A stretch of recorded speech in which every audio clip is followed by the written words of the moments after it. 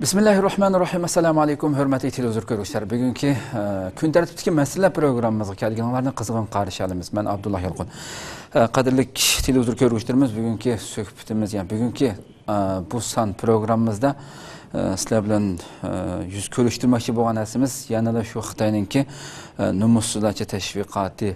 Yani hicil olmasın Xitaylar belki dünyadaki hem insanlarını hem meylerini yani qoduqdaki paqa deb o'ylashi kerak. Dünya hiçbir narsa dünyada bo'layotgan ishlardan hech kimning xabari yo'q deb o'ylashi kerak. Yani hicil olmasın Xitay o'zining elib berayotgan shu rezillikini yani ayollarning o'rnini verishini cheklash to'g'risida deb yani Xitoyning davlat zuvani bo'lgan to'g'risini aytgan vaqtida Sharq Turkistondagi Xitoy ishg'olchilarininki zuvani bo'lgan Tangritog' to'rida shu 8-yilning 8-kuni bu ayollarning o'rnini verishini cheklash to'g'risida degan narsaga faqat bizlam cheklamayotimiz. Bu yog'liq chekish yoki ro'mol artib verishni cheklayotgan biz emas, balki hatto Yevropadagi nurg'un davlatlarni misol keltirgan Turkiya, Misr qatorli davlatlarni keltirgan.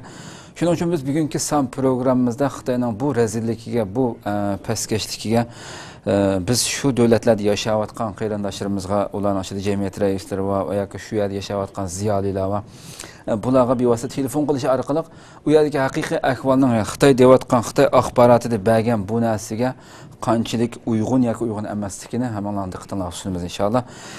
Biz Xitoyninki oldi bilan bergan masala shu ayollarning o'rnini verishni cheklash to'g'risida. Men hali programma boshlagan vaqtida şu sual so'rash jarayonida Xitoyning bergan o'zining axborotida chiqargan narsani diqqatingizga o'qib o'tma. Uni endi shu shaklda bir boshdan savol so'rab o'tma. Oldi bilan biz Fransiyaga bog'lanamiz. Fransiya Uyg'ur birlashmasi raisi Erkin Abdumet efendim Fransiyada telefonimizda hazır. Hazır şunun bilan görüşümüz. Assalomu alaykum. Wa alaykum assalom. Hurmatli Erkin Abdumet efendim ziyoratimizni qabul qilganingiz uchun oldi bilan ko'p rahmat aytamiz. Sizga rahmat. Sizga ma'lum Xitoy tajovuzchilari yani vatanimizda elib berayotgan bu bostirish siyosatlari kundan kunga insonning aqli qabul qilolmaydigan darajada har xil noiti badbashara siyosatlarni, axloqsiz siyosatlarni elib beryapti Xitoy. Endi buning jumlasidan yana Xitoyning vatanimizga zuvoni bo'lgan Tangritog' to'ri 8-kuni bir bayonot e'lon qilib, shu ayollarning o'rnini verishni cheklash to'g'risida deb qilib bu yerdagi bu masalaning inchki masala ekanligini, chet ellardami ayollarning o'rnini verish masalasini tuzash usulini tushunishga qulaylik yaratish uchun biz chet ellardan misol keltiramiz deb Xitoy bu yerda birinchi bo'lib Fransiyani misol keltiribdi. Shuning uchun biz sizga bo'lgan telefonda bog'landik. Albatta men shu Fransiya haqida qilgan gapini sizga bir ham tomosha televizor ko'ruvchilarimiz anglashi uchun ham sizga bir savol shaklida qo'yay buni, shuni bir anglab o'taylik. Fransiya 2004-yili diniy tus olgan belgilarga qarshi turish qonunini ma'qulladi dedi. Bu dahriylashtirish qonuni deb ataldi. Buning ichida chumbal va diniy tus olgan bosh kiyimlarni sinfga akirish yoki kiyishga bo'lmaydiganligi aniq belgilandi.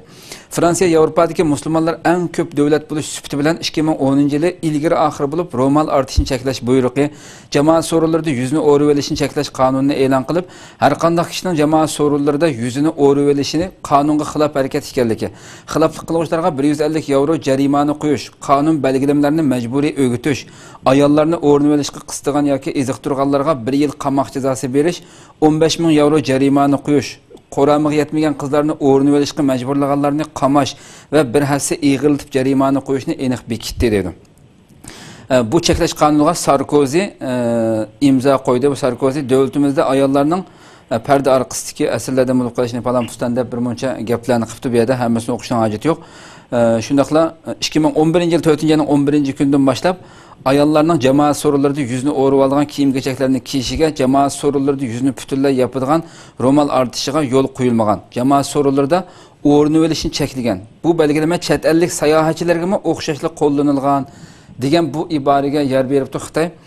Endi siz uzun yillardan buyon Fransiyada faoliyat olib beryapsiz. Fransiyadagi har qaysi o'rinlar bilan ko'rishib tursiz. Fransiya jamiyatidagi ahvollarni albatta yaqindan bilib turadigan kishi bo'lib tursangiz bilan Xitoyning bu so'ziga qanday nima deysiz? Bu Xitoyniki hamda bu uzun yillardan tortib doim shu Yevropadanki bo'libmi Fransiyadagi shu inson haqlari eng kuchli bir davlatlarni bir azroq bir yerlardan shundoq bir misal ettirip özüge faydalı bir yollarını izlevatını yine bunu Amerika İnşaat Efendim dep öttü. Hoş. Hem abay dep ötken işlerine kelsek bunu çıkarganıra bırakta Sarkozy çıkargan kanallarının hemesini icra kılış o nimede parlamento ötken bilen var lekin biraz sınap baktı ama nihayet kıyın ahvalı duş geldi bir mezgil onu kanunda çıkargan bilenler hem nerseni mutlak icra kılımız dep icra kılış biraz bu hükümet gibi ters geldi. Diğerinizde o kanunu çıkarıp koygan bilen ağırlıkta bu işler biraz hükümet olsun, halk içinde olsun imkas güçlü oldu. Bununla ben adli etsem şu Maksay taraf, biz Maksay demeyiz hem de Maksay tarafta biraz köpürek yani köp bilgimiz mi bir yüzgü yetmeydi şu bir 70-80'dek ayal, ormagan ayal bir itiraz bildirdi. Onun keyin Abduzla'da cemaat sorunları diyenimizden özlümü Abduz yani bir yerlerde bir çekligini yok. Fakat bunu cemaat sorunları da kolay etme yerleri mesela moşunda banka, sot orunları, moşunda harbi işçi, mandak mühim yerlere kirişke çekildi. Hoş. Hazır şunda ama ben mesela bu yıldan yapayım ben yokur sot işlevatım özen bu şu Ran şehirlik bizim yerde Kugdapel deyimiz. Özen şu yokur sot işlevatım. Bırak bu Sarkozy çıkarga vaktideki kanunların köpüntüsü emnileşmedi yani bunda kısmanda yürgüzelmedi. Çünkü köpünç yerlerde bunu uğurlup yürgen ayarlar mesela bizim vatandımı az %% geleydi. Bu yerde mesela şunda. Onda boğan dikin mesela bir mındak adı yine kıpıyetsem bir ayal maşineyle kitip aşı icatsak ayalını tutup aldı. Bunu televizyonda çıkarıp ondan sonra da bu yol sanki bir yaran bulmamdı o bu mındak vaka yüz vermemdi diyendeki sorular bilen cerimanı koyumuz deyip onu sınıdı. Cerimanı koygan bilen bu cerimanı kabul kıldı. Onun da sırf Marok'tan kildiğen bir kapitalist adam bakken aşında hicap uğragan. Marok'tan kelgen meyli Aljerya'lık olsun bu ayallarının bir association'ı mındak bir etmende teşkilatının bir nimisi varken bu yerde Paris'de. Şu arkalı her vakitin koygan cerimanının pulunu şu kapitalist bir adam tölet mevcut diye bunun böyle 10-20'de misal kılıp televizyonda çıktı. Hoş. Şu adam bu hicapının cezasını o adam öz pulu yanlış kodun töletmedi. Bu bir milyar derecelik biz milyardır deyimiz yani milyonların yukarı eden başında bir bay adamken onu televizyonda çıkıp Kaşkı İşler Ministerliği Bernard Kouchner diyen adam onu ziyaret kıldı. Onunla televizyonda yüzünü tutup sohbetleşti. Sen ne için? Bundak nesnege kol tıkıp bunun cerimansını sen söyle. Bularga bir akıdın destek verirsen biz Fransa'da kanunu mındak çıkardık ama sen arka taraftan mındak kıvatsan degen için o adam külüp durup dedi. Fransa'nın erkirliğine biz hürmet kılımız. Birinciden sonra çünkü bütün Müslüman halk diye küşmen bu kelgen biz öz kültürümüzü sizlere tamamayız. Elbette Fransa dünyanın en erkirlik ciheti en küçük bir devlet. Hem cihetini hürmet kılıdı. Lekin bunun zaman sizlere karşı çıkınımız emas, sizlerin kanununa hürmet kılan asasda, bunun biz karşı çıkmagan asasda ulanın cerimasını ben tölet vervatımım. Çünkü bu biz Müslüman halkının bir identity yani mındak etmende kimligimiz dep oturup pişendirgendikin bula külüşüp o yerden gepni kesip toktattı. Demek hem de bu çıkargan Sarkozy'nin aynı vakit Sarkozy çıkargan kanununu manda kıttı deklam kıttan özdeki nilsige kirgizip durup onundan payızlamayınca bu nayda bir külkilik mesele. Bu onunla yürgüzenmeydi hem.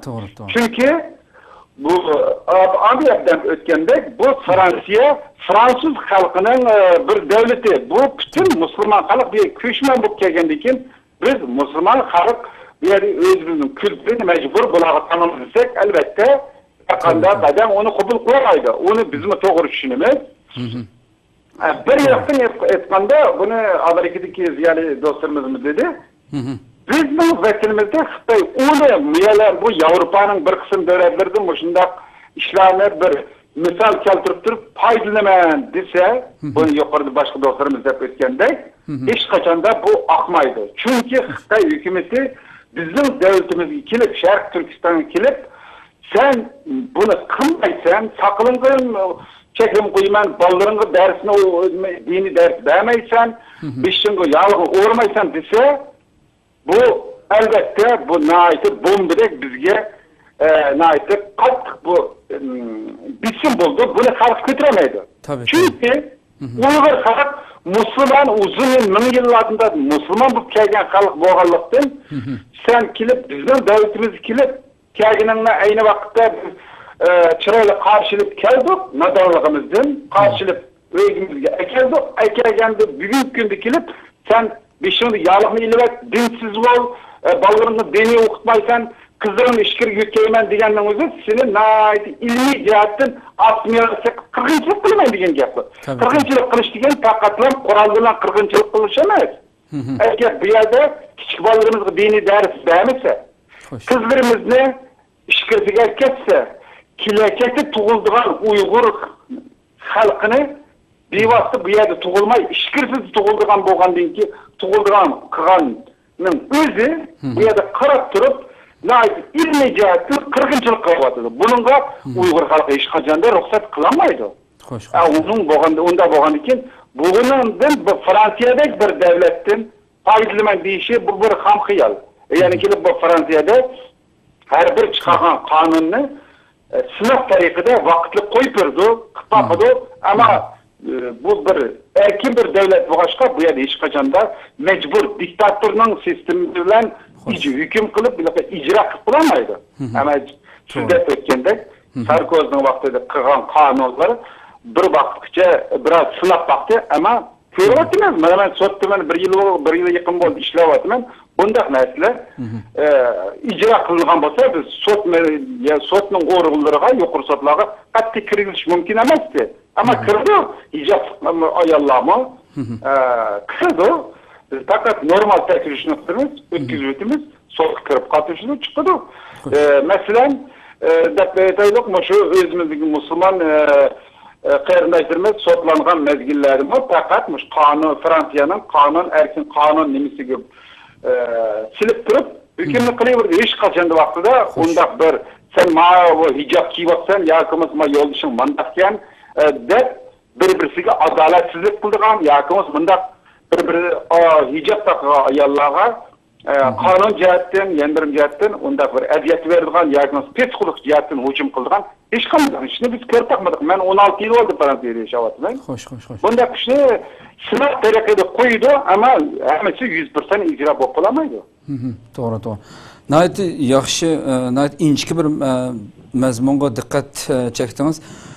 Mushu ba'zi yo'li qo'yilgan qonunning ba'zi hassas nayt inchki bo'lgan rayonlarda ma'lum o'rinlarda davlatningki shu o'rinlardan cheklik ijro qilinayotganini so'zlab o'tdingiz. Ammo Xitoy masalan hozir o'zininki mayli bozorlarda bo'lamdi, ko'chalarda bo'lamdi, faqat davlatning maxsus bekitilgan organlardan emas hammayada cheklayapti Xitoy.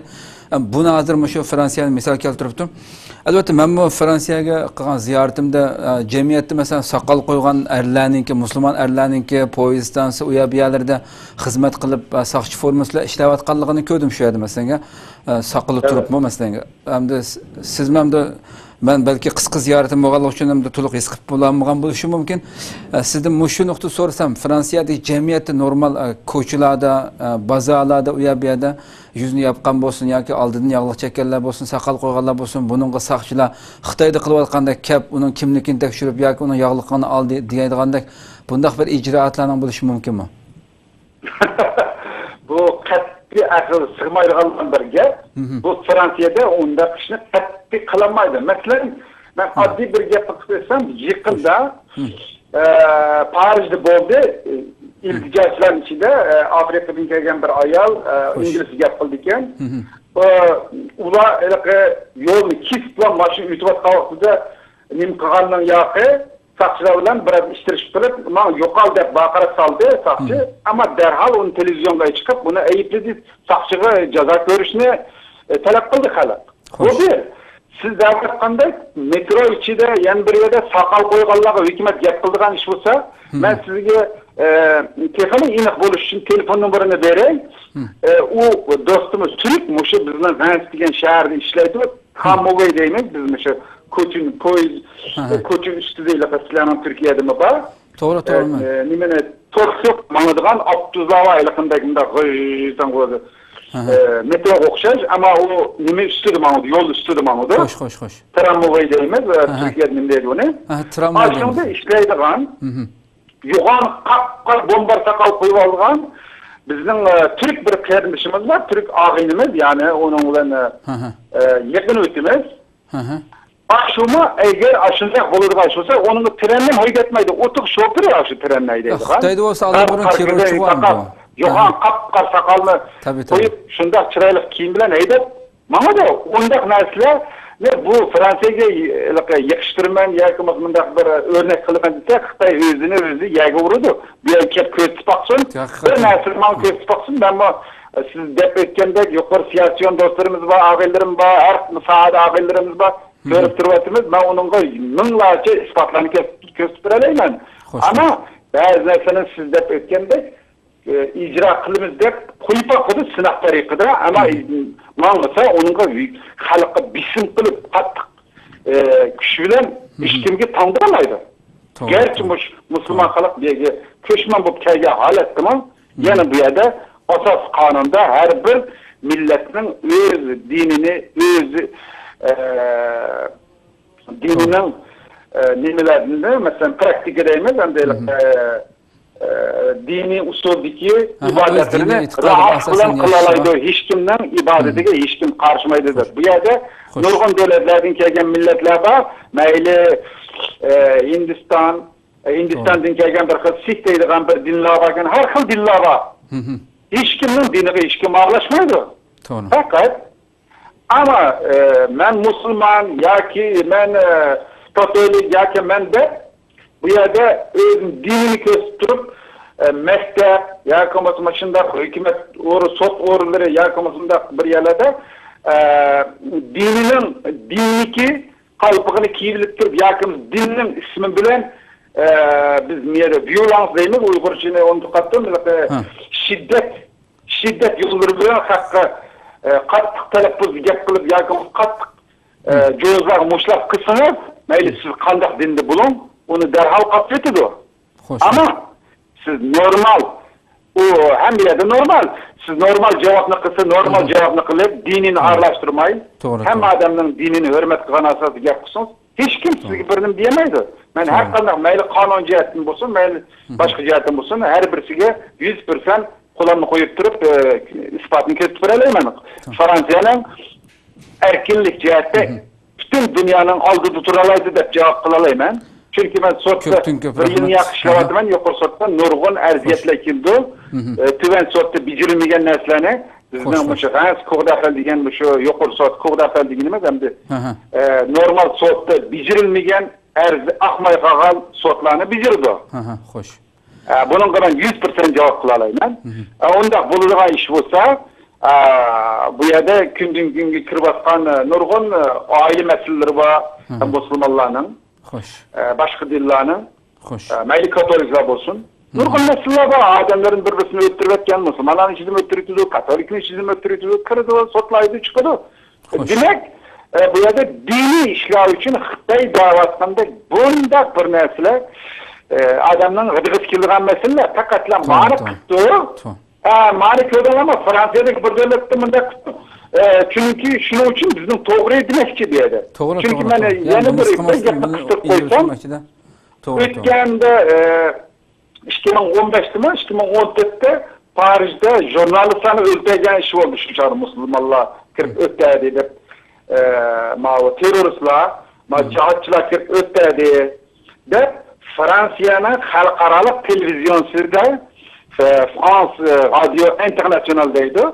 Şu radyonun muhbiri, onun orijinalisi Xitay ama Mişet tug'ilganken Bugün Paris'de partildi, ertesi menden sordu, telefonda jurnal haberde çıkarıp.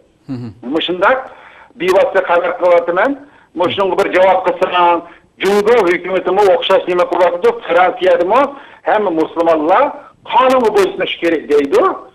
Cumhur'daki Müslümanlar Şincan'da mı Uygurların terörist deydi.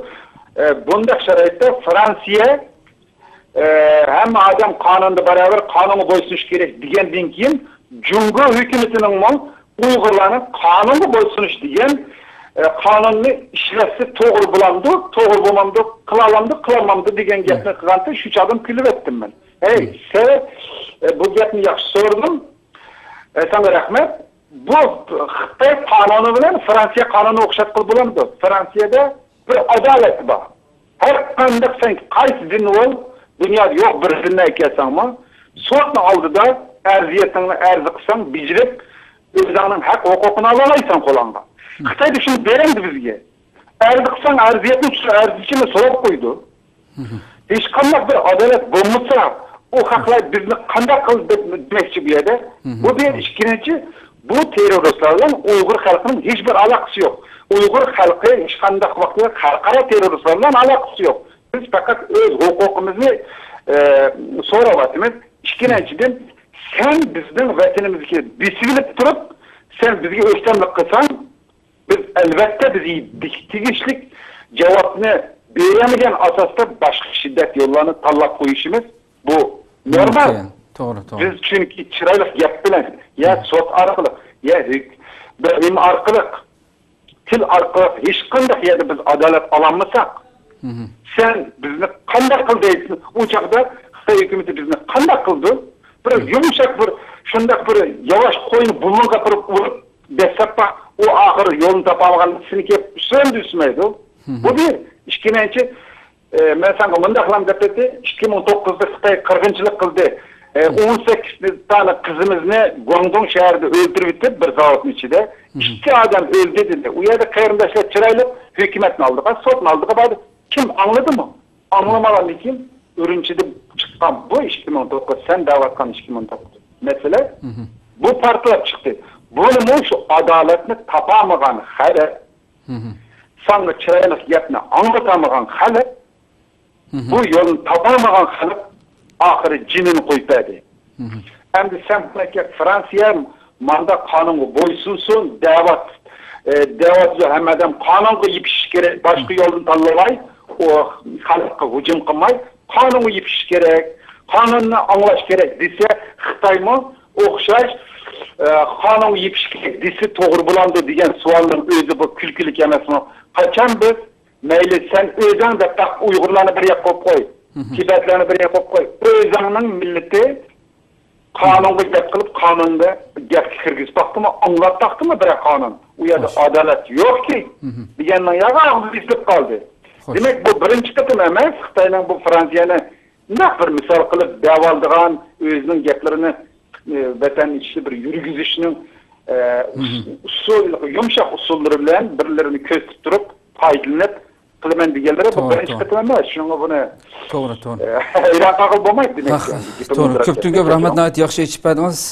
Fransiya Uyg'ur birlashmasi raisi Erkin Abduhamid bilan suhbat olib oldik. Qimmatli vaqtingizni chiqarib suhbatimizga qatnashib berganingiz uchun ko'pdan-ko'p rahmat aytamiz. Rahmat sizga. Sizga rahmat. Rahmat. Hörmətli televizyon biz tövəndəki mehmanımız Avstraliya buludu. Xitay bu yerdə misal keltirgan dövlətlərin içində 8-ci Avstraliyani keltirgan. Biz Avstraliya, Janubiy Avstraliya İslam Cemiyeti xizmat qilgan doktor Abdusalom Abdug'ani bilan suhbat elib boramiz. O'zi hozir telefonimizda. Assalomu alaykum. Va alaykum assalom va rahmatullohi va barakatuh. Doktor oldi bilan ziyoratimizni qabul qilganingiz uchun ko'p rahmat aytamiz. Rahmat, sizlardan ko'rishimizga rahmat. Bu telefon orqali. Doktor, yana sizga ma'lum, yana Xitoy tajovuzchilar vatanimizda elib berayotgan bu bostirish siyosatlarini har xil inson aqli qabul qilolmaydigan darajada elib beryapti, odamning g'idiqini keltiradigan darajada misollarni keltirib, buning eng oxirgi o'rniki Xitoy vatanimizda cheklayotgan shu yog'liq o'rni verish siyosatlarga yurgizayotgan buningga endi qo'pib shu Yevropadagi davlatlar, shundaqla Avstraliyani misol keltirgan, shundaqla Turkiyani misol keltiribdi, Mustafa Kemalning vaqtidagi davrlarni misol keltirib hamdi. Ben sizden de Avustralya'da yaşayotgan, şu yerda uzun yıllardır ben hizmet qilayotgan bir ziyoli bo'lish so'z bilan şu sizga bu suhbatni qilyapmiz. Xitoy keltirgan men aldidan buni bir ham tomosha mehmonlarimiz, televizor ko'ruvchilarimiz buni bilishi uchun men shuni bir qisqa o'qib o'tay, undan keyin shunga qarata bir javob bergan bo'lsangiz. Bu yerda Xitoy 2010-yili Avstraliyaning bexatarlikni qo'g'dayli jamiyatimizni qo'g'dayli temasidagi terrorlik qarshi turish aqtash kitobini e'lon qildi dedi. Yaqinda Yangi Janubiy Velis shtati qonun loyihasini ma'qullab, Yangi Janubiy Velis shtatidagi soqchilarning har qanday gumonli kishilarni tekshirish huquqining borligini e'lon qilib, agar gumonli kishi bosh kiyimi kiygan yoki musulmon ayollar o'rnib olgan bo'lsa, soqchilarning ulardan bosh kiyimini elib o'tish va o'rnib olgan kiyimini selib o'tishni talab qilish huquqi bor. Agar ayollar o'rnib olgan kiyimini selib o'tishni rad qilsa, 5500 Avstraliya dollari jarimani qo'ysa yoki 1 yil qamoqsi bo'ldi deb belgilama chiqadi dedi. Avstraliya Kengash palatasining ayol a'zosi Joyki Lambi jamoat so'rovlarida yuzini butunlay itib elishni cheklash farmoni e'lon qilib, bolalarni jamoat so'rovlarida o'rnib elishga majburlagan ota-onalarga 1 yilda 68 ming Avstraliya dollari jarimani qo'yish jazosi berish kerak degan taklifni berdi deb buni misol keltiribdi. Xitoy o'zining qilayotgan bu badbashir siyosatiga biz taxbek xuddi buni o'qigan kishi xuddi Xitoyni bekrak yumshoqroq siyosat yurgizayotgandek bir tuyg'u berib qo'ydida. Endi siz shu so'zlarga qana qaraysiz? Avstraliyada yashayotgan, shu yerda xizmat qilayotgan bir kishi bo'lsangiz bilan. Birinchidan bu Xitoyningki o'zining zo'ravonligiga yana bir yangilikni qo'shganligini his qildim bundan. Amaliyotda Xitoy agar xalqaro dunyoda u ishlar bo'layotdi, biz shunga ergashib ish qilamiz deydigan yeri bo'lsa, xalqaro bo'layotgan nurg'un yaxshi ishlar bor. Kishilik huquq masalalari bor. Kishilarning dinlariga hurmat qiladigan ishlar bo'layotdi. Shunga o'xshagan nurg'un masalalar bor. Yaxshi ishlar. Ularning birasini o'rnak qilib to'g'ri ish qilsa, u vaqtda to'g'ri bo'ladi. Ammo bu yerda bo'layotgan amaliyleşmegen, lekin kishilar tarafidan bir o'ttirib qo'yilgan bir fikr narsalarni o'zininki shu rezil siyosatiga bir paket qilib ishlatishning o'zi bir davlat nimasi uchun elib aytganda bu bir haqorat. Xitoy davlati uchun bo'lganda bir haqorat. Numus qilish kerak. Endi xo'sh, shu masalaning o'ziga kelsak, Avstraliya bu demokratiya bir davlat. Bu yerda har millat yashaydi, ko'p madaniyat yashaydigan, har xil millat tepiladigan, butun dunyodagi barliq millatlar tepiladigan, hammasi o'zaro kengashib, bir-biriningki dinlariga, urf-odatlariga, hamma narsaga hurmat qilgan asosda yashaydigan bir davlat. Hattoki davlatning qonuni shundoq bo'lishni tashabbus qiladi va har millatningki diniy huquqiga hurmat qiladi. Xo'sh. Masalan, Avstraliyaningki davlat qonuni, asos qonuningki maddelerinden 116. maddesi bu narsani aniq ko'rsatib berdi. Bu moddaga asoslanganda davlatningki qonun chiqarish organi bo'lgan, ya'ni parlamentimi? Davlatningki manfaati uchun qonun chiqargan vaqtda, xo'sh. Bu shu davlatda yashayotgan insonlarningki diniga, kimligiga, millatiga, urf-odatiga zid qiladigan qonunni ma'qullamaslikni shart qilgan. Yine bu devletin asası konstitüsyonda yazılıtılgan narsa. Demek parlamentimi bir yerga kelib, mushundoq dinga qarshi, millatga qarshi, ya kimlikka qarshi bir qonunni ma'qullaymiz deb ma'qullaymaymiz, chunki vaqtida ular davlatning umumiy prinsipiga zid chiqqan bo'ladi. Buningda bu aniq masala. Endi bu siz o'ttirib qo'ygan bu New South Wales deymiz, endi bu yerda Janubiy Wales'ninki rayonida mushundaq bir masalaning ma'qullanganligi degan. To'g'ri, bu 2010-2011 yillarda butun dunyoda bir g'ulg'ula bo'lgan. Terror masalasi, davlatning bexatarlik masalasi to'g'rida bo'lgan o'rtaq bir narsa. Buningda har davlat o'ziga loyiq bir ma'lum prinsiplarni yoki ma'lum fikrlarni o'ttirib qo'ygan, buningda muhokamalar bo'lgan, munozirlar bo'lgan, buningda jurnalistlar har xil o'zining fikrlarini, mufakkirlar o'zining qarashlarini, siyosiy yo'llar o'zining fikrlarini o'ttirib qo'ygan. Bu yerda shundaq masalalar bo'ladi. Har qanday bir masalada har qanday bir shaxsiyatningki fikr berish huquqi bor. Endi bu rayonda mushu masala o'ttirib qo'yilib, buningda davlatningki bexatarligi uchun soqchi xodimlarga bir az qo'shimcha huquq berilgan. Uning ichida kishilarning gumonliq deb qaralgan ahvol ostida bir odamningki kimligini bekitish uchun, bilish uchun uning kimlik so'rash haqqi bo'ladi. Agar u odam o'zining kimligini to'saydigan ma'lum bir narsani qo'llangan bo'lsa, masalan, ayollar yuzini yuvgan deyli. Yoki erlar motosiklet haydayotgan erlarmi bu yerda qalpoq kiyib haydaydi, yuzi ko'rinmaydi. Masalan, qalpoqning oldidagi ayniki o qora bo'ladi. Bundaq ahvollarda ularni to'sab, kimligingizni bilan, kimligingizni ko'ramiz, qalpoqingizni eling deganga o'xshash, bu shundaq talablar qilingan vaqtida shaxslar bularningki bu talabini qabul qilish kerak. Masalan, sudlarda, davlatdan chiqayotgan vaqtda chegirlarda, pasportlarga tam qo'ydigan yerlarda, bu shundaq o'rinlarda bular hamkorlashish kerak degan taklif berilgan amaliyotda bu to'g'ri taklif. Har qanday bir odam uni aqlli inson uni to'g'ri tushunadi. Taki bizning dinimizda bunday masalalarda bo'ladi. Masalan, pasportlarga rasm o'shish ishlari va masalan kimlik uchun rasm o'shish ishlari va buni hammadan to'g'ri tushunadigan masala. Ama buni o'zininki Xitoyning u yerda yurgizayotgan siyosiy selishni o'zi bir qamlashmagan bir selishtirma bu. Ahmoqlik. Chunki bizning vatanimizda Sharq Turkistonda bo'layotgan masala nima deganda kishilar o'zining diniga ega bo'lmayotdi. Ularning tashqi kiyimiga o'zi ixtiyor bilan tanlagan kiyimini yo'lda cho'zi qurib turib, to'saq qurib turib, ularning kiyimini uzun ko'ylaklarga kesayotgan, yuzini yo'g'gan bo'lsa chimbanini ilayotgan, undaqlarni hattoki ommaviy mashinalarga yoki avtobuslarga qabul qilmagan, doktorxonada yig'ilib ketgan odamlar og'rib kelgan bo'lsa, doktorxonada qabul qilmaydigan. Bu bir insonning aqliga uyg'un kelmaydigan bir ish. Odatda bir dushmaning urushladimi, hattoki dushman nimaga asirga tushib qilib yoki yorilib qolgan bo'lsa, uni har qanday dushman nimasidagi doktorlarni davolash bu insoniy bir axloqiy majburiyati bor. Xo'sh. Endi vatanimiz bilan qilish bu. Buni bir misol keltirishning o'zi bu Xitoyning o'zining qanchalik rezillik, suiqasdlikka planlayotganligini va uni qonunlashtiramiz deb harakat qilganligini amaliymiz. Agarda Xitoy bu masalani to'g'ri bir muhokama qilaman deb qolsa, buni masalan Avstraliyada har qanday bir millatga hurmat qilinadi. Masalan, bu yerda bizning maktablarimiz bor, islom maktablarimiz bor, diniy maktab. Bunda o'qiyotgan o'quvchilar masalan o'zininki tanlagan diniy kiyimlari bilan, diniy urf-odatlari bilan shu maktabning ichida diniy muhitda yashaydi. Qizlar masalan yig'liq otidi, uzun ko'ylak kiydi. Hattoki shu yerda ishlaydigan, xizmat qilayotgan kafir o'qituvchilarmi, xizmat qilayotganlarmi shularning urf-odatiga hurmat qilib, shu muhitga hurmat qilib yig'liq chigidi. Bu yerda ularni diniga bitim qilganlar, ammo shu yerda shu millatningki qilayotgan ishiga hurmat qilish. Mana bu yerda yuz berayotgan ish amaliy ahvol bu. Yerga ketayotgan nurg'un siyosatchilar va masalan sayohatchilar va bu yerda yashayotgan Xitoylar buni biladi. Ana buni iliqi vatandagi bichora sirtdagi ahvolni bilmaydigan odamlarga televizorlarda xabarlar orqali yoki maqolalarni haqlarni majburlab yozdirish orqali bundaq siyosatlarni o'ttirib chiqarish bu ahmoqlik. Xitoy yana bir rasvo bo'ladi buni. Chunki haqlar ko'z bilan ko'ryapti, anglayapti, buni sirtqi dunyoni anglab boqadi. Amma siz hozir mendan shuni so'rayapsiz, men yashayapman, buning guvohisi. Tipik misoli beryapman. Bunda ahvolda Xitoy o'zini taxmi bir rasvo qilishningki bir o'zi uchun bir yo'l ochganligini deb qarayman. Yaxshi ichpanimiz ko'p. Yana bir taraf aytganda Xitoyningki bu davosida biz millatningki masalan barobarligi uchun harakat qilyapmiz, u bu tafsirlar bor yana boshqa. Unda bo'lsa Xitoy bu Sharq Turkiston zaminida yashaganken, bu yerning xalqi Uyg'urlar bo'lganken, shu Uyg'ur xalqining milliy nimasini urf-odatini, millat nimasini barobarligini hurmat qilsa va qo'g'dayman desa, shu yerga kelib yashagan Xitoylarga shu Uyg'urlar qanday yashagan bo'lsa, shunday yashashni ularni ko'ndirish kerak. Masalan, Uyg'urlar ayollar urf-odati yog'liq chigidi, Xitoy ayollarni yog'liq chigidi dedi. Erlar mesela sakal koydu, dop kiydi, Xitoylarga shunday qildiralsa, u vaqtda ham Xitoy bir az insonlik nimasini bu yerda ko'rsatib deb, bu vaqtda buni to'g'ri tahlil qilsak, to'g'ri ta'bir bersak bo'ladi. To'g'ri.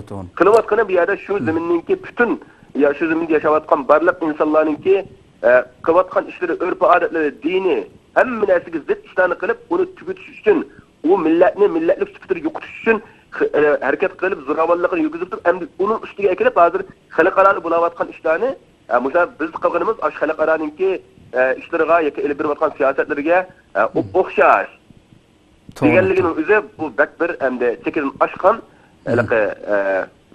rezillik. To'g'ri. Deb qarayman. Ya'ni nomus tuyg'usi bo'lmagandan keyin hamda moligasini o'g'ir kishi degan bir gap bor bizning nimamizda. Ham talab mushki, uy mushkini qo'g'labdi degandekdan bir ishda. Qarshilik qilinmaydigan, fikr bildirilmaydigan, o'zining demoqchi bo'lgan kishilik huquq masalasida o'tirib qo'ymaydigan odamlarga ish qilayotgan bir so'zlar bu. Bu gapni o'ttirgan xalqaro siyosatga o'ttirga chiqib, xalqlar o'zining fikrini beralaydigan yoki deb baqsinchi, xalqlar nima deb javob beradiga. To'g'ri. Agar Avstraliyaga shu gapni qilsa, Avstraliya xalqi ularga albatta noroziligini bildiradi. Bu yerda qanday ish bo'lgan yeri bor. Ben o'zim bir islom maktab o'qituvchilik qilaman. diniy tarbiya berme. Hem İslam'ı bir yerde şun küçüklenmesi, mekteplerde, mescitlerde uzun millet faaliyetlerini kırdı. Hatta ki bizim mektep, üzümüzün til mektepleri var. Şunun bu hükümet yardım veriyor. Tilinlarına terakki kıldırıyorlar deydi. Örf adetini körüstüdüğün naksız bayramlar var. Bunun üzümüzün örf adetine ait olan kiyimlerimizi giyip çıkıp oturuğa çıkıp kişilerge biz bir millet, biz Uygur milleti, bizim mındak giyinişimiz var, mındak yemeklerimiz var, biz mındak pişmanlık kılımız. Benim okşaş nerseni ve her yılda bir ne çıkıtım okşamagan faaliyetleri görüştürümüz. Bunu hem halk karşı aldı, hükümet onu kollaydı, hatta ki gerek boğan maddi cihetli yardımlarını kıldı. Xitay yardımda kıldı. Yok, şükür. Yine özüne bu işin bir yaxşı bir işler kılavatkan bir milletlerge, bir devletlerge, ya ki onların siyasetini okşusunu üze, bu taşkı dünyadaki kişilik hukuku hürmet kılıdığan, milletlerge kılıngan bir hürmetsizligi bu. Doğru. Nəhayət yaxşı eçbədiniz köpdən köp rəhmət ziyaretimizi qəbul qılğanlığınız üçün. Rəhmət sizə. Xeyr, rəhmət. Allah razı olsun. Allah razı olsun. Tövəndəki mehmanımız Qazaqstan Mir Nəşriyyatınınki başçısı Əlişir qeyrindaşımız bilan söhbət edib barımız hazır. Özü Qazaqstanda telefonumuzda. Assalamu alaykum. Va alaykum assalam va rahmatullohi va barakatuh. Aldı bilan ziyaretimizi qəbul qılğanlığınız üçün köpdən köp rəhmət etimiz. Rəhmət sizə. Allah razı olsun. Allah razı olsun. Əlişir, sizge məlum Xitay təcavüzçiləri vətənimizdə elib beriyotqan bu bastırış siyasətləri həqiqətən ciddi şəkildə elib beriyotidir. Bu ən axırqı bu siyasətlər, yəni numussuz siyasət deyil, yəni əxlaqdan qılçılıq bir nisibisini almagan şekildeki. Hem de özünün elib beriyotqan şu təcavüzçiliklərə çət əldən, Avropa əldən tatib etdiki şu misal keltirgen bu yağlıqni o'rivelish yoki saqal qo'yish bir narsalarga faqat bizlam emas, mush boshqa davlatlar ham shunday qilyotdi deb misol keltiribdi o'zining qilayotgan tajovuzchiligini oqlash uchun. Qozog'istonga kelib shunday misol keltiribdi. O'rnivelish, ya'ni Qozog'istonda o'rnivelish xato deb qaraldi dedim. 1992 yılı 1. ayda Qozog'iston itiqadchilar va diniy tashkilotlar erkinlik qonunini ma'qulladi. 2011 yıl 3. ayda Qozog'istondagi bir oliy maktab o'rnib olgan qizlarning maktabga kirishini chekladi. 2011 yılı 9. ayda diniy faoliyat va diniy tashkilotlar qonuni, diniy marosimlarni tartibga solish va islom tashkilotlarini boshqarishni kuchaytirish to'g'risidagi buyruqni ma'qulladi. Qozog'iston prezidenti Nazarboyev bayonot e'lon qilib, "Men Qozog'iston qiz ayollarining o'rnib olishiga qat'iy qarshi turman. Millatimiz tarixida azaldan ayollar o'rnib olishdak ahvol ko'rilmagan. U diniy an'anamizning bir qismi emas. Qozog'iston ayollarining o'rnib olishi xato. Biz özümüzni Müslüman deb qarabla o'ttir asrga qaytsak bo'lmaydi deb demişemdi. Xitoy bu so'zlarni o'zining davlat axborotida Sharq Turkistondagi ishg'olchilarning zuvoni bo'lgan Tangritog' to'g'rida buni e'lon qildi bir necha kun oldida.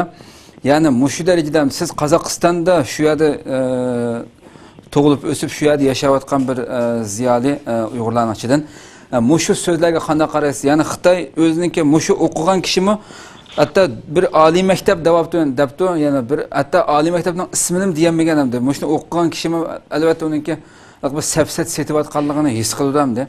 Siz buni qanday qaraysiz bunga? Men o'zim mana Qozog'istonda necha yil tug'ilib o'sgan zat, o'zim 47 yoshga keldim. Oxirgi yillari Qozog'iston mustaqillik bo'lgandan keyin islom diniga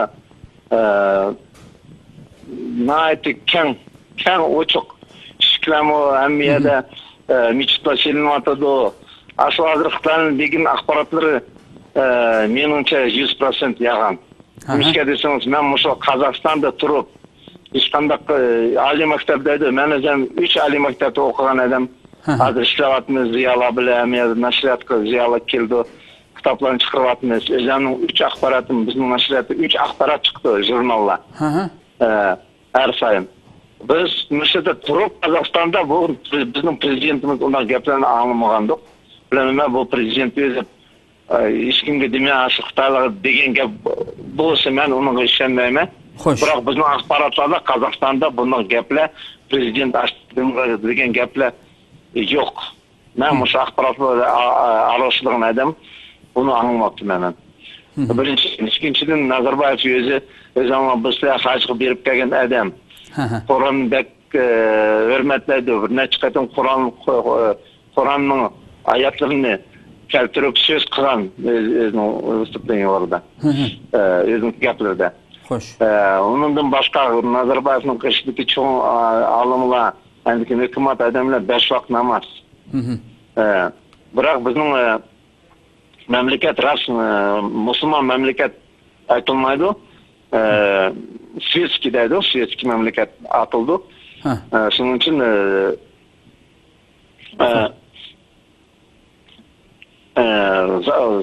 zakonlarımız şariat emez, o duras. Bırak bundaq şariatқа karşı işler ешқандай tosalmaydı. Benim mesela ayallarım, üydeki kızlarım, çoğunlar. Hemmesi yağlık tenip uzun tüne kiyip talalarda жүрді. Benim ağalarım mışında. Bana adırmaz maşında oturup sözlü yapışlatına. Bana anlatımın içinde 4 kızının kişi yağlık tenip ötüp atıdı. Төрт қыз баланың үшеуі яғылықлықтан? Сол өзін епі паранжақ қылғанмын, кімніңке ашын деп атамды ке, білмеймін, орасымы яғамын, ол гәпні маңымды. Xoş. Yani siz Qazaqstan ko'chalarida, Qozog'istonning har qanday bir yerda ko'chalarda Xitoy ijro qilayotgandek yog'liq chigib olgan yoki yuzni yopib olgan yoki soqol qo'yib olgan bunday kishilarga uni tutib, uni kimligini tekshirib, uni xohlagancha yog'liqni ol, beshingdan sol degandek bu şekilde icraat elib boradigan bir ko'rinishni ko'rib baqdingizmi? Yo'q, o yag'an ish. Ben o'zim mishlarga bir kunda bo'lsa işte çoğu mishlarga barmiz, onun içinde 90% sakallık koygan balam var. Onunla hech qanday to'saqlik yo'q. Ayol kishileri, ayoltangan ayol kishilar var. Xo'sh. Onun o yag'an gap. Kazakistan'da ve ben Kazakistan için emas, Kırgızistan, Bishkek kışımızda bir turduğun memleket. Bu yaşadım aslında erkinlik. Onundan başka Rusya var, Rusya. Hristiyan memleket deyimiz. Ulama o çok yağlıktan ne var sakal koyan balanı tutup bir yaka akıdan emas. Demiş ki sen o yerde Tatarstan var, Müslüman Respublika, Kafkaz var. Doğru. Nayet yaxşı iş berdiniz, nayet kısa hem nayet güzel bir cevap oldu. Köp rahmet etimiz ziyaretimizi kabul kıldığınız için. Vakti sevgi Allah razı olsun. Rahmet. İnşallah şükürümüz var. Allah Teala yol açmasın. Rahmet size, rahmet size. Köp rahmet. Assalamu alaikum ve rahmetullah. Assalamu alaikum. Hürmetli televizyon tövendeki mehmenimiz Mısır'a bağlandığımız hazır Xitay misal keltirgen bu sepsetisi de misal keltirgen devletinin 7-si Mısır arkadan o'rni verişini texnik qattiq cheklash buyrug'i chiqardi degan mavzuni qo'yibdi. Mısır'a bağlandığımız Mısır'da Doktor Abdurrahman Cemal Kashg'ari bilan suhbat elib boramiz. O'zi hozir telefonimizda. Assalomu alaykum. Assalomu alaykum. Aleykümselam. Yaxshimisiz? Yaxshi, Allohga shukr. Ziyoratimizni qabul qilganingiz uchun ko'p rahmat aytamiz aldi bilan doktor.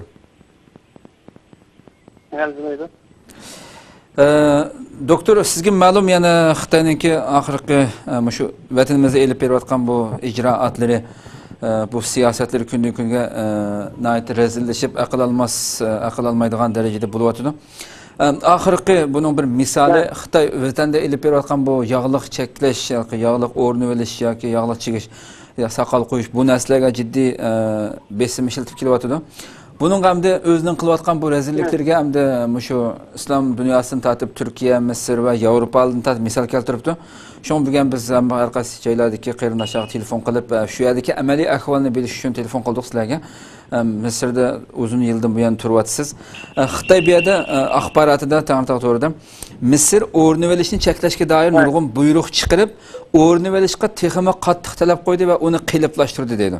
Misrdagi nurg'un oliy maktab, masalan Qohira universiteti barliq ayol ishchi xizmatchilarining o'rni olishini chekildi.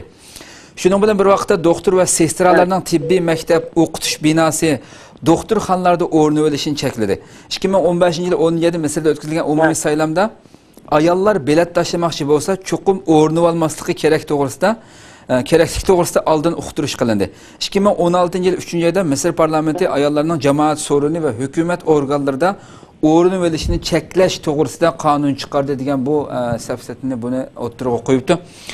Siz Misrdagi ahvolni yaqindan bilib ko'zib turasiz. Bu so'zlarga qanaqa qaraysiz? Misal bir ishchining qarab keldi.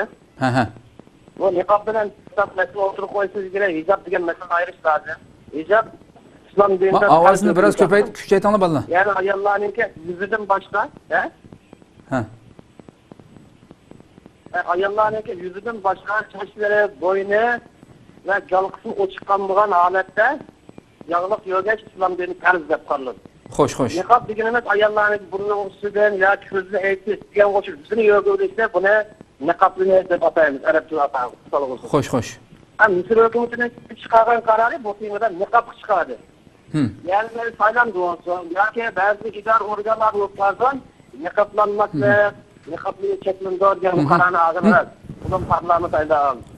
Yani keyin qoira universitetida o'quvchi ayollarning niqoblangan ayollar o'qib, endi o'quvchilarning ba'zilarida insonlar niqoblangan bo'lsa chekkan ahvollar bor.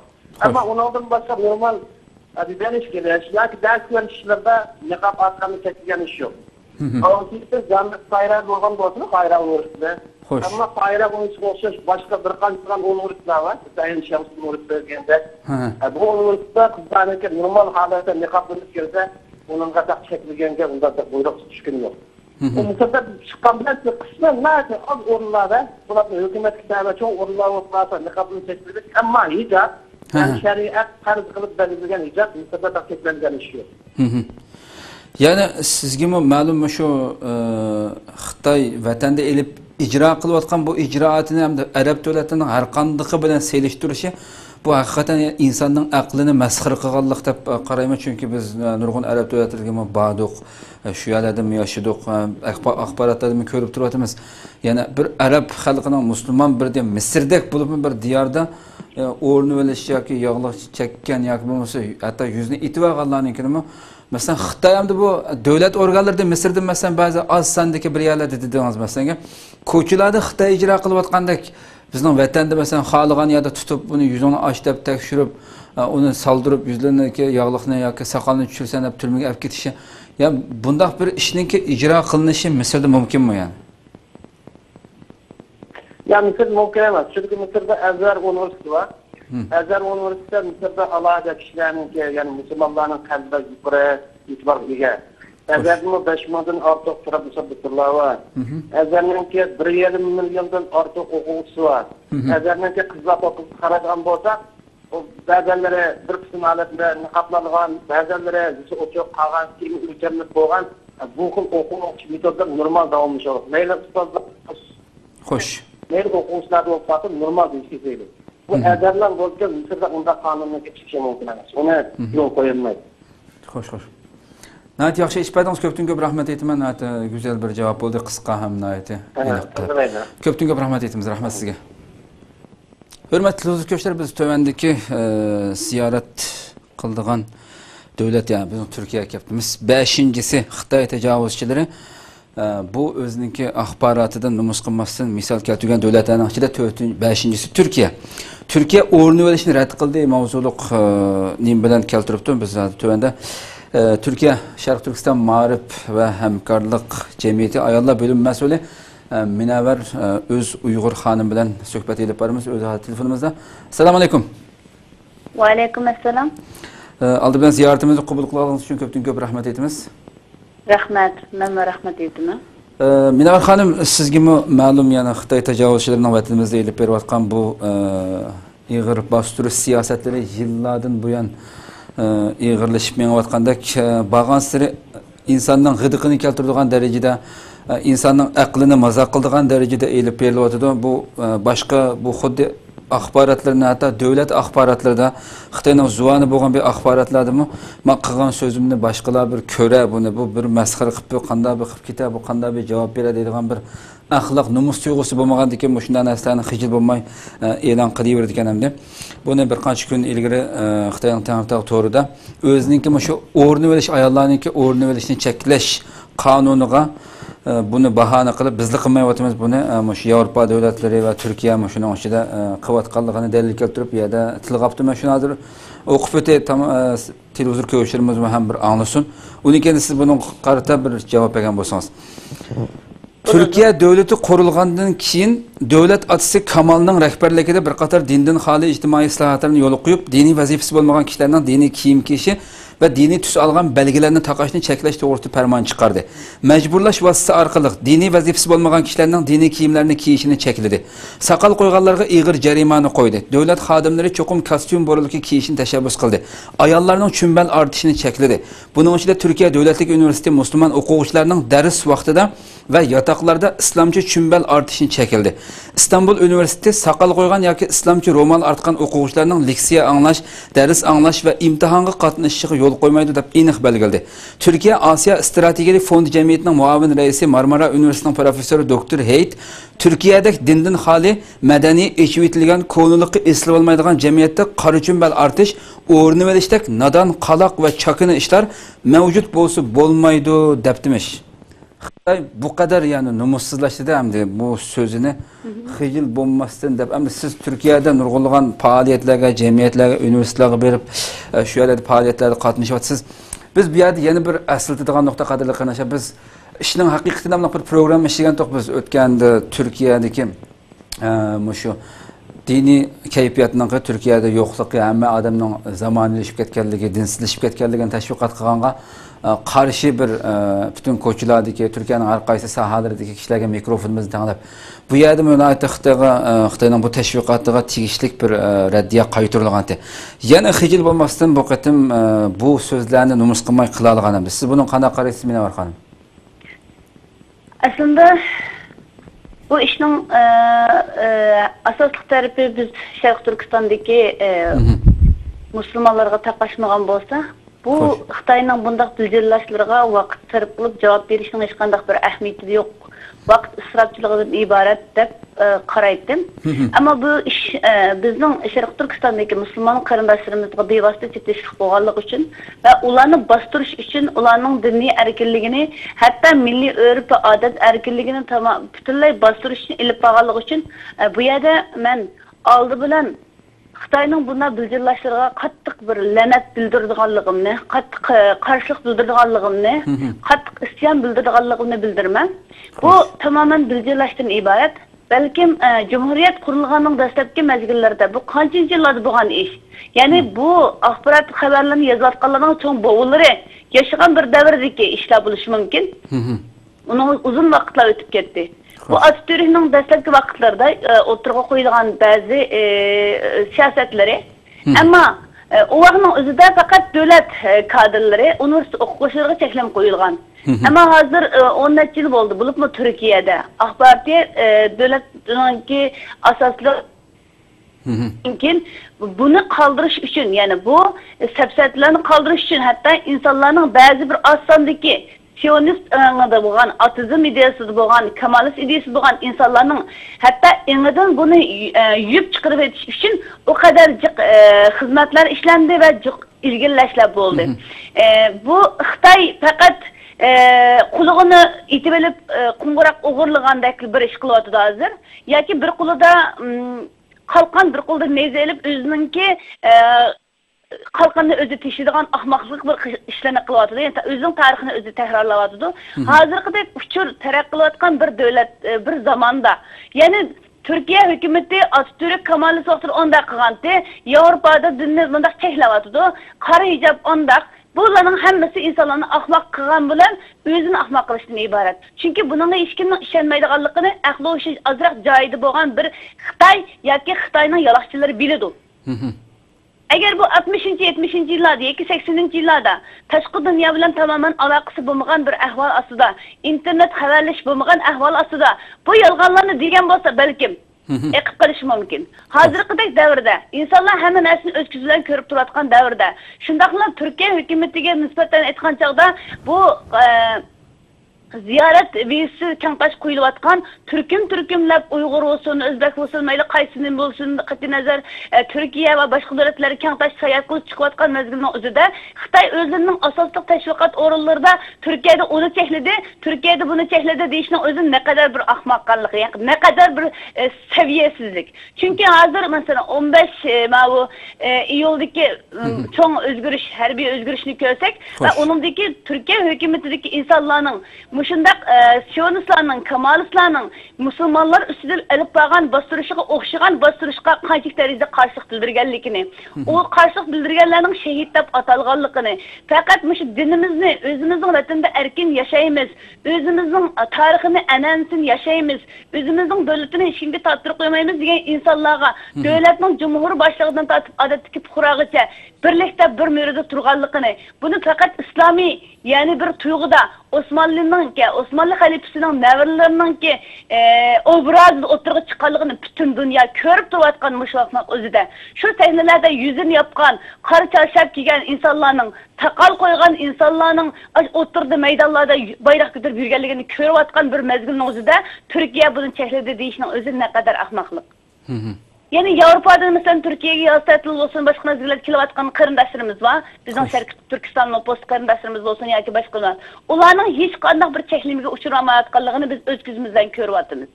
Şahsen ben her kandak bir ictimai orun olsun ya ki devletin mühim kurumları olsun, hicaplık emez hatta yüzün yepiklik halda en kemkişada, en hürmetli sazaver bir halatta kirip çıkalayım. Hiç kim beni bir kadın Türkiye fukrası şekildenemez, ya ki çetellikte emez, hiç kandak bir şahsiyetimge bir tosalgı bulup bakmadı. Niçin bu şekilde kiyindiniz, kiyseniz bulandı, bulmandı diyen hiç kimden sorup bakmadı. Kaysı hükümet, Türkiye'nin kaysı bir hükümet, kaysı bir kurum bunu çeklepti. Eğer Avrupa'da çekledi diyen olsa, şu çekligen kanununu köstüşü gerek. Türkiye'de çekledi diyen olsa, şu Türkiye'de çeklengen, şu nersige tosalgı bulan kanun nizamının munçinci maddesi deyip, onu köstüp, onun asla imzasını gösterişi gerek Xitay. Bu bir ahmaklık, özünü özü ahmak kılıştan başka neyse emez. Bu özlerinin kılatkan yolsuzluklara, insani hukuklara defsende kılatkan yolsuzluklara fakat bir çapan yapıştan ibaret. Ama künnürünü çapan yapamaydı. Bulup insanlar uygunup ketken hazırkıdak devrede, hazırkıdak vakitinin özde o bildirlaşları hiç nege ahmaydı. Doğru. Nayeti yaxşı etibadınız köp rahmet. Yani bu Xitayning şu Türkiye hakkında kılgan sözünü okuğa vaxtida insanın hakikaten yani gıdık keldi. Bu yerda xuddi Türkiye, xuddi bir Avrupa'daki bir Xitay devletimi ya bu Türkiye Devletlik Üniversitesi Müslüman o'quvchilarning ders vaqtida va yotoqlarda islomcha tushunchalar ortishini chekildiydi. Bu so'zni o'qiganda har qanday insonning g'idiq kelmay qolmaydi. Xuddi Turkiyada bir musulmon qaysi vaqtda cheklabdi, qachon masalan u cheklagan bo'lsa bir adam so'zlabdi u yerda. Uningga masalan Marmara universitetininki lektorlari ya'ni modellarning atgan imzosi bormi ekan? Uni ijro qilganning bir dalili bormi ekan? Ha bir inson o'rnidan qop masalan ayni zamonda bildirilgan bo'lishi mumkin kamalistlardan bir tanesi. Lekin uni ijro qilgan ish bormi ekan? To'g'ri. Ya ben demek ki onun şu Müslüman okuyucularının diyen sözünü işiltişi ya demek ki onun Müslüman okuyucularının diyen sözünü işiltişinin özü ya Türkiye'de zaten 99% insanın hemiz Müslüman ki zaten Müslüman ki. Ya şu 99% insanın hemiz Müslüman ki beyde. Xuddi Müslümanlar azsallıqtikidek bir xil tuygu verip koydu beyde numus qılmay bu sözünü işiltişi beyde. Özlerinin kancık derecede seviyede tapasız işçinin boş şikerliğini çıkarıyordu. Hazır ular özlerine eski zamanlarda mesela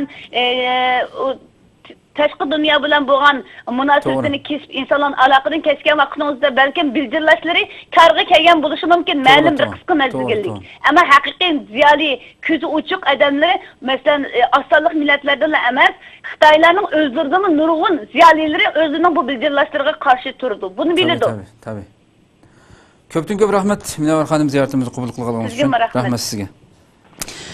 Hürmetli dostlar, tövendeki söhbetimiz Gollandiya'ya bağlanmamız hazır. Gollandiya'da yaşayotgan Uyghur ziyali Abdug'ani Sabit bilen söhbet edip barımız özü hazır telefonumuzda. Assalamu alaikum. Wa alaikum assalam. Hürmetli Abdug'anican, aldı bilen ziyaretimizi kabul kılganınız için köp rahmet etimiz. Sizge köp rahmet. Studyodaki bağlı qarindaşlarga köp rahmet. Köp rahmet. Sizga ma'lum, ya'ni har bir chet elda yashayotgan Uyg'urlarimiz Xitoyning elib berayotgan bu siyosatlar, rezil siyosatlari kundan kunga ig'ir shaklda elib berilyotdi. Bag'an siri Xitoy ahmoqonlashib, bag'an siri xuddi dunyo hammasi butun axborotlardan hamma narsani uzilib qolgan, xuddi bir qorong'u qozonning ichida yashayotgandek his qilamdi Xitoy. Dunyoda xuddi e'lon qilayotgan narsasiga diqqat qilmasdan o'zining davlat axborotida e'lon qilayotgan narsalarga shunda sapsat satadigan bo'lib ketdi. Buning oxirgi misoli shu Uyg'ur ayollarningki o'rni olishi masalasida o'zining qilayotgan bu rezil siyosatlarini to'g'ri qilib ko'rsatish uchun Yevropadagi nurg'un davlatlarni misol keltiribdi. Uning ichida Gollandiya ham bor ikkinchisida. Bununla ma'zur televizyon ko'rishlarimiz bir anglab o'tsa, buni sizga savol shaklida ham buni sunaman. Gollandiyada o'rni olish ayollarning zamonaviy echivitilgan jamiyatga sing'ishiga to'sqinlik bo'ldi degan mavzu bilan beribdi. 2005-yili parlamenti badanni butunlay o'rib oladigan roman artish va o'rni olishni cheklash qonun loyihasini o'ttirib qo'ydi. 2005-yili Gollandiya parlamenti qo'ygan o'rni olishni cheklash taklif loyihasini tasdiqladi. Cheklash buyrug'ida jamoat so'rovlarida jumladan hukumat o'rinlari va ommaviy qatnash bekatlarida o'rni olish cheklandi dedi.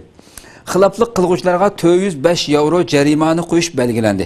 Gollandiya ichki kabineti boshliqlari birdek holda o'rni olish ayollarning Gollandiyaning zamonaviy echivitilgan jamiyatiga sing'ishiga to'sqinlik qildi.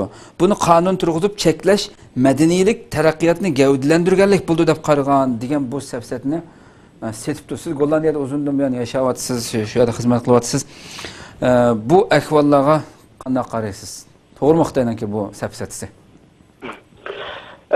Xitoy hukumati, ya'ni Xitoy Kommunist partiyasi, ya'ni Xitoy Kommunist partiyasiga tashviqot vositalari ism-jismi loyiq yolg'onga qildi bular. Masalan, qanday yolg'onga qildi degan vaqtimizda men uzun yillarni buyonqi shu Gollandiyada yashayapman. Shaxsan masalan bu Gollandiyada o'zimningki bolalarimdan tortib toki ayolimgacha mening bolalarim ham boshlang'ich maktab o'quvchisi. Mening ayolim bo'lgan bo'lsa oliy maktab o'quvchisi.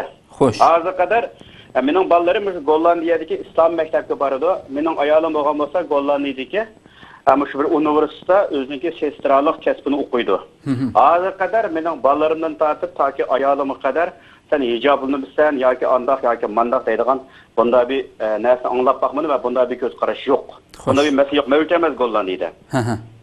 Endi apayalıqı va Xitoy tashviqot vositaniki 2005-yil manda gaplarni qilganda bo'zilgan masalasi kelgan bo'lgan bo'lsak, 2000 haqiqatan bu Gollandiyadagi atalmış Xitoyning xalq qurultiyi, xalq vakillari kabineti var masalan. Masalan, bu Gollandiya degan bir erkin bir davlat. Masalan, bu davlatda bu şu Uyg'urcha so'zsak, masalan Xitoyning gapiga vaqtimizda shu xalq vakillari yoki xalq uyidagi bir erkinlik partiyasining bir a'zosi bo'lgan Xrit Wilder degan bir odamningki, shu Gollandiyada hijobnish masalasi emas. Sizin vatanimizdeki ro'pashilnish, sizin Uyg'ur tilida. Yoki hozir tilimizda niqoblanish. Mushu ayollarniki niqoblish bo'lmaydi, mushni bir cheklagan bo'lsak degan talabni o'tirib qo'ygan. Bu talabni o'tirib qo'ygan vaqtimizda Xitoy anasini ko'chirgan vaqtimizda Wikipediyada to'g'ri ko'chirmagilik. Shu vaqtimizda bu Gollandiya ministri emas, Gollandiya kelgan ko'chmanlarning Gollandiya jamiyatiga moslashish ministri. Ministri Rita Ferdonov degan bu ayol Xrit Wilderning fikriga osubiy qo'shilgan bo'lsa-mu, ammo lekin bu Xrit Wilder degan bir odamningki bu fikriga Gollandiyadagi 1 million ortiq musulmon qarshi turgan, shundan birga bu Gollandiyada musulmonlar bilan 16 million odam bor, ya'ni o'zining yerli xalqi. Xo'sh. Bu 10 million ortiq yerli xalq hattoki Gollandiyadagi siyosiy mas'ul kengash tarafidan o'slar bu qilganing insonlarning kishilik huquqiga, insonlarning erkinligiga, shaxsiy hayotiga tajovuz qilganlik deb o fikir 2005-yil o'ttirib qo'yilgan bo'lsin, bugunga qadar qabul qilingan emas va qabul qilmaganlik bu narsa. Qabul qilinmagan. Xo'sh. Qabul qilinmagan chunki Gollandiya degan masalan Xitoydek bir partiyalik davlat emas, bu degan ko'p partiyalik bir davlat. Bo'lgan bo'lsak, bu Gollandiyada bir turkum bu Xitoyda bir turkum qalasini ilishib qo'ygan faranglar hokimiyat yurgizib, o'zining ko'z qarashi bo'yicha qonun chiqargan bo'lsa, bu Gollandiya unda bir qoida yo'q. Bu yerda faqat ko'p partiya davlat, bu yerda faqat xalqniki fikri, xalqning ra'yidan bir loyiha taklif fikr qabul qilinsa, undan keyin qonun kuchga bo'ldi bu yerda. Qabul qilinmasa, kuchga bo'lmaydi u narsa. To'g'ri. Yani sizce Xitoyninki mushundaq bugun butun dunyoda har qanday yerda chiqqan bir xabarni shu minutning ichida dunyoning har qaysi joylaridagi insonlar ko'ra oladigan bugünkidek bir uchur davrida mushundaq so'zlarni o'zining davlat axborotlarida xijil bo'lmasdan mushuni hatto 405 euro jarimani qo'shib belgilandi, u qildi, bu qildi. Mushunda bir xil kulkilik narsalarni oshkorlashi sizce Xitoyning bu qanday bir ruhiy holati ekanligini bildirdi. Bu qanday tushunsiz siz buni? Mening tushunishim bo'g'avasiz, men Xitoyning bunday sapsata yolg'onchiligiga hayron qolmadim. Chunki masalan Xitoy 1950-yildan tortib bugunga qadar avvalo ata-bobamizni Baypomishchek deb urib sulg'an, keyin masalan madaniyat inqilobininki aloqasi va yo komissiyat kuch guruhining a'zolari deb Uyg'urning o'ksini urib sulg'an, 1980-yildagi millatchi kuch yoki 2000-yildagi masalan terrorist qalpoqlab qachoniki mesela Uyg'ur xalqi o'zining haq-huquqi, izzat, hurmati, axloqini, dinini qo'g'lash uchun sakrab chiqqan bo'lsa, Xitoy mushundaq bir Uyg'urlar har bir shamolga bog'lab o'ltirib, mesela Uyg'urlarni yo'qotib kelgan. Birinchi shamol mesela 1950-65-yil, 70-yilda bu kapitalizmni sotsializm urushi bu yerda. Xitoy bundan unumli foydalanmoq. 1980-yildagi 1990-ga qadar bir nurg'un davlat mustaqil bo'ldi, erkin bo'ldi. Bo'lganki Xitoy bu yerda buni ma'qul usulga bog'lag'liq. Kim bu xalqaro terrorizm degan vaqa chiqarsa, usul bog'lag'liq. Mesela Xitoyninki hozir qadar Xitoyning yediga qul bo'lgan bo'g'ashqa bir shamoldan qanday foydalanadigan, ya'ni uçukdan qanday foydalanadigan bir xalq bo'lmoq, yediga bo'lgan bo'g'ashqa, mesela bugun kundagi hozir Xitoy o'zim e'tirof qildi bu yerda. O'zining gapida 2005-yili mesela bir Gollandiyada mushtaq parlament, mushtaq bir ministr tasdiqlag'i bo'lmadi bu yerda. Bu 2005-yilda mana bir o'tirib qo'ygan bir loyiha, mana bir taklif fikir. Mesela qo'y 2005-yili Gollandiyada mana bir taklif fikir qo'yilgan bo'lsa, men o'zim mesela 1995-yili 96-yillari bizning Sharqiy Turkistondagi har qaysi viloyatlarda, jumladan Aqsu viloyatida Xitoy hukumatiningki ro'pashliq ayollarimizni urib dastlab 97 aştaq taqishmar sep ekatganligini o'zim ko'rgan. Xo'sh. Demak, cho'g'anliq miyada Xitoy hukumati o'zining shu 1990-yildagi islomga qilayotgan hujumini faqat bugungi kun g'arb dunyosidagi oz sondagi bir o'ngchi radikal kishilarninki qilayotgan shamg'a maslashib o'ltirib, o'ziga qilayotgan jinoiy qilmishni xalqqa o'lcham keltirib, qonli qilib ko'rsatib, o'ziga axloq chiqmoqchi bu yerda. Xo'sh, to'g'ri. Bu andagi Xitoy hukumatiniki yana bu Uyg'ur xalqininki masalan diniy, madaniy va islomiy axloqi hujum qilishi bu hargiz masalan sakaliqi bir odatki bir ish emas. Masalan, agar bu Xitoy hukumatiniki bir ilmiy nuqtadan javob beradigan bo'lsak, Ruhining dangli bir professor nima deydi desa, bir millatni uzilkis yo'qotish, yashardan yıldızın qurtish uchun avvalo u millatning islomidan, u millatning o'rbatini yo'qotishing kerak deydi. Bu yerki masalan Xitoy bizga Xitoy xalqi Uyg'ur xalqini jismoniy jihatdan kontrol qilgan bilan ma'naviy jihatdan kontrol qilolmaganlik. Ma'naviy jihatda Xitoy bu ishda mag'lub bo'lmoq. Demak, bu yer asos maqsadimi Xitoyniki bu yerda Uyg'urlarniki e'tiqodiga va madaniyatiga hujum qilishga tubki sabab Uyg'urning e'tiqod va madaniyatini ayirgan vaqtimizda Tavtiku Sharq Turkistonning o'zining mustamlika olimi kelajakka bir dalla azalayma degan maqsad qildim bu yerda. Xitoyning asos maqsad plani bu yerda. Ikkinchisiga masalan Xitoy bizning xalqimiz uzun yillardan buyon ichki va tashqi dunyoni ayirib ketganlikdan xalqimiz masalan bizning ichimizda nurg'un Xitoy o'zining tarbiyalangan shahs mollari bor. Masalan g'arb davlatlarda yo ko'mbaydi o'tir sharq biyalarda shunda bir musulmon qarshi bir shaxs chiqib bir ma'rab qo'ysimi masalan mana qara mana Polonyada islom qarshi mana qara shakllandi, oq bo'ldi, ko'k bo'ldi deb bizning xalqimizdagi ingini o'zining ko'z oldida tajovuzchi Xitoydan iborat bu narsani unuttirib qo'yib, atma aylaxonga yo'lni sarg'antirish asos maqsad edi. Ko'z oldidagi dushmanni unuttirish va o'zininki asosiy nishonini o ishlarni ep berish, tashqi jihatdan Uyg'urning diqqatini burishni maqsad qilgan bu Xitoy. To'g'ri. Nəhayət yaxşı eşitdiniz. Axırqı bir qısqa bir sualdan qalay.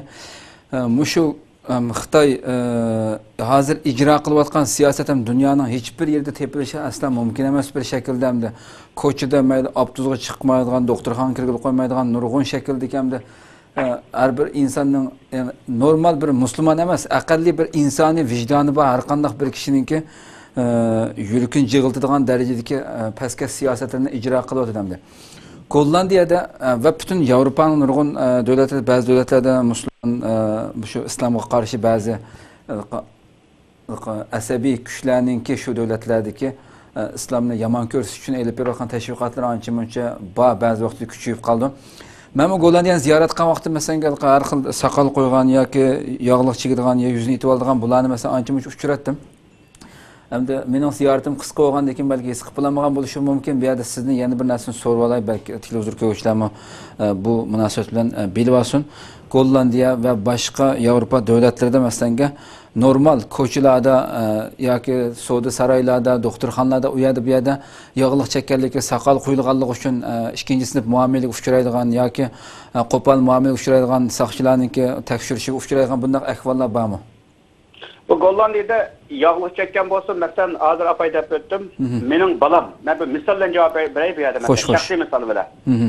Mening balam hozir mesela bir İslam maktabida o'qiydi. Oldin qator mesela mening balamniki maktabdan qiroat musobaqasi o'rlashtirib kelgan maktabda. Masalan, shu qiroat musobaqasi o'rlashtirgan maktabga, boshlang'ich maktabga men turishliq shaharning shahri boshlig'i kelib qatnashdi. Xo'sh. Agar bu yerda chekilgan bo'lsa, kichik bolalarni mesela 6-7 yosh bolalarni sanam deb Qur'on o'qib qira'at o'qisa chekilgan va yuzi beradi. Bu birinchi masalan din bilan juyubimiz qilsa shundami? Radiyam masalan. Xo'sh. Ikkinchi radiyam mening ayolim o'zi sestralik o'qiyotdi. Bu mening ayolim birga hijoblangan, kalto'kis sulluq hijoblangan. Hattoki mesela şu universitetning o'zida o'qiyotgan universitetning o'zida islom diniga munosabatlik darslar ham beriladi. Bu cheklaydigan bunda bir qoida mavjud emas. Odam soqol qo'yamdi, qo'ymamdi, o'zining erkinligi, hijoblanamdi, hijoblanmamdi, o'zining erkinligi. Ammo apay deb o'tganimizdek bu G'arbiy Yevropadagi Xitoyni o'rnak olgan apay deb o'tdim.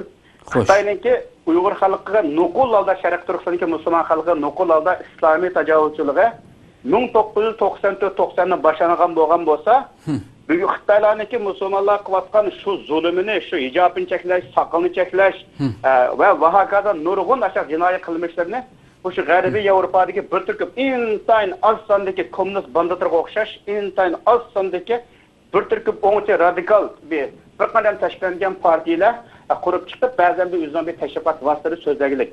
Bu g'arb davlatlari hargizman Xitoy degandek bir biparti davlat emas, bu ham ko'p parti davlat. 10 odam bir yakum partiya qura oladi. Masalan, faqatdan Xitoyning kommunist amaldorlari televizor axborotga ziyorat qilgan bo'lsa, bu yerda bir shaxsni berib axborotga ziyorat bera oladi. Shunga islomga qarshi bir fikr qilgan bir inson fikrini eplankin tashviq qilishga asos maqsad bizning xalqimizning ruhini chirtib o'tish, madaniyatini chirtib o'tish, xalqimizning tashqaridan tamom bog'ib uzib o'tish. Xitoyning shu qilayotgan moddiy va ma'naviy berayotgan zulmga qarshi bosh egib, faqat lakin osmasib ketish, yo ko'mali Sharq Turkistonni qo'g'lab chiqarib o'tish maqsad bu Xitoyning plani. To'g'ri. Ko'pdan ko'p rahmat ziyoratimizni qabul qilganingiz uchun ayt yaxshi, hech paydan rahmat sizga. Sizga rahmat, Alloh rozi olsun. Rahmat. Hurmatli televizor biz Gollandiyadan yana bir qarindoshimiz bilan bog'lanamiz, suhbat olib boramiz. Gollandiya Sharq Turkiston ma'rif jamiyati tashviqot mudiri Husayn Tajalli bilan suhbatimiz davom qildi. O'zi hozir telefonimizda Gollandiyada. Assalomu alaykum. Va alaykum assalom. Rahmatulloh. Husayn Tajalli efendi oldindan ziyoratimizni qabul qilganingiz uchun ko'pdan ko'p rahmat aytamiz. Sizlarga rahmat.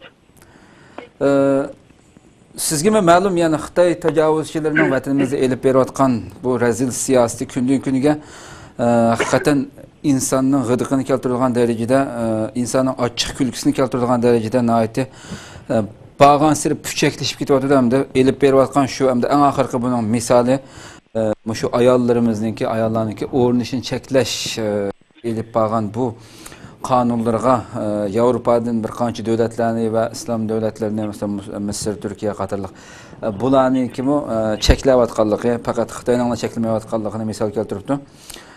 Buni ham siz shu yerda yashayotgan bir ziyoli bo'lib chiqdingiz bilan shunga qanaqa qaraysiz, buni bilish uchun telefon qildik. Xitoy bu yerda 2005-yili Gollandiya parlamenti badanni butunlay o'rib olgan roman ortish va o'rni verishni cheklash qonun loyihasini o'tirib qo'ydi. 2005-yili Gollandiya parlamentida Gollandiya ichki ishlar ministri o'tirib qo'ygan o'rni verishni cheklash taklif loyihasini tasdiqladi. Cheklash buyrug'ida jamoat so'rovlarida, jumladan ko'cha, maktab, doktorxona, hukumat o'rinlari va ommaviy qatnash bekatlarida o'rni verish cheklandi. Xiloflik qiluvchilarga 405 yevro jarimani qo'yish belgilandi debdi. Hamda sizce shunda xuddi buni o'qigan kishi bu Gollandiyaning tamamen bir Xitoyga aylanib qolganligini his qildi hamda xuddi Xitoyga o'xshashlam Xitoyda dal nimani ijro qilayotgan bo'lsa, ko'cha maktab, doktorxona, hukumatlar hammayat cheklayotdi hamda. Bu Gollandiyada 2005dan buyon menda olib ketdi, biz tek oqisda qoldik degandek bir gap qilibdi hamda. Buni qanaqa qaraysiz? Bu men 2008-yilning oxirida Gollandiyaga keldim. Gollandiyaga kelgandan beri Gollandiyada o'rangan ayollarning yoki yog'liq atgan yoki chumbel, ro'mol atgan ayollarning yo'llarda cheklanishdan to'salganligini bilmayman yoki ular bir jarimani qo'yganligini bilmayman. Balkim Gollandiya parlamentlarida bunday qonunlar yoki loyihalar, proje, planlar davomli o'tirib qo'yilib turdi. Chunki Gollandiya bir podshohlik parlament tizimidagi davlat. Ya'ni ko'p partiya tizimidagi davlat bo'lganligi uchun boshqa partiyadegilar davomli ba'zi fikrlarni o'ziniki o'tirib qo'yib turdi, parlamentga sunib turdi. Ammo Gollandiyada hokimiyat yurgizayotgan partiya bugunga qadar men Gollandiya 2016-yilga keldik. 8 yil mobaynida Gollandiyada bir diniy boshqa diniy zulm yoki bir diniy tarafdan cheklangan ahvolni men ko'rmadim. Yana bizning ayollarimiz, qizlarimiz normalde mektepke yağlıkları bilen, romalları bilen berip keledi. Ayollarımız normal cilbapları bilen, yani şu Amsterdam yolları da, Gollandiya'nın arkası yolları da, ammavi sorunlarda erkin azade menip yürüp kılalayımız, namazlarımızın yolda olsun okup menip kılalayımız. Ama mesela Gollandiya'da bazı İslam'a karşı partiler var. Hoş. Mesela Gollandiya'daki bazı partiler var. İslam'a karşı olan 13 partiler. Bu partiyalar davamlı İslam'ını, Gollandiya'daki İslam'ın koyuqlaşıp ketmesi için, Gollandiya'da Müslümanların köpeyip ketmesi için bazı plan layihelerini oturup koyup bunu parlament sunudu. Ama iktidardaki partiler, yani hakimiyet üstüdeki partiler bunu oylaşıp, halkın avazı koyup, eğer halk kabul kıysa bunu tasdiklap kılıdı, kabul kılmasa bunu tasdiklap Gollandiya'da onda ciddi şekilde dine karşı dinni çekleydiğin şekilde bir kanunu İslam çıkarıp etmeydi. Belki bu Xitay'ınki bu abaysız okup ötken meslek gelsek bu Gollandiya'daki İslam karşı bir parti var. Bu partiye oturup koygan layihe buluş gerek bu. Ve bu layihenin parlamento sunulan buluşu için. Normalde Gollandiya'mı Avrupa parlamentoga azad devlet bo'lganligi uchun, ya'ni Yevropa birligiga azad devlet bo'lganligi uchun davomli Yevropaga qarab turib ish qildi. Mesela ba'zi ülkelerde, mesela Fransiya degandek ba'zi ülkelerde shu hijab cheklangan ahvolda bo'lgan bo'lishi mumkin. Bunun qarta bu Gollandiyadagi din qarshi ba'zi kichik tashkilotlar bor yoki ba'zi bir qadar etkisi ta'siri cho'ng bo'lgan tashkilotlar va partiyalar bor. Bular bundaq nimalarni, planlarni parlament sundu. Parlament buna avaz koyup tasdiqlaydi yoki tasdiqlamaydi. Ama bugunga qadar xulosalab aytsak, bugunga qadar Gollandiyada bizning ayollarimiz, qizlarimiz mesela 2000 ga yaqin Uyg'ur musulmonlar Gollandiyada yashaydi. Ko'pincha bizning jamoatimizning ko'pincha ayollarimiz jilbab kiydi, yog'liq otidi, ro'mol otidi. Bular davomli diniy e'tiqodimiz quyuq bo'lgan insonlar, davomli masjidlarda namoz o'qiymiz. Undan boshqa dini erkinliklerimiz ihtiyar bu yani. Yani dini erkinlikimiz uçuk bugün geçe erkin azade itiqat kılıvatımız dinimiz var.